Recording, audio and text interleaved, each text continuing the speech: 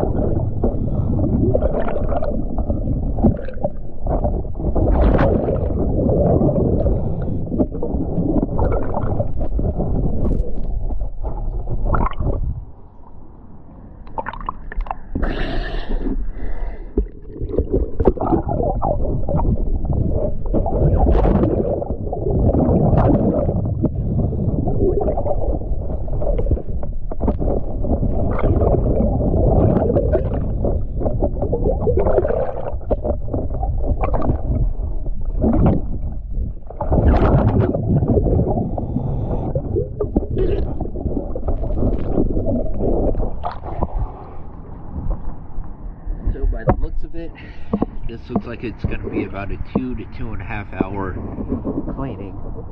I did notice that there are what looks like 2 R3 trim tab zincs. The transom zinc, I believe, is a B12. I might have that wrong, so I'll look it up first before I add it to the notes. And then the shaft sizes are 1 3/8 inch. So we would need 2 shaft zincs for those. All the zincs need to be replaced as well.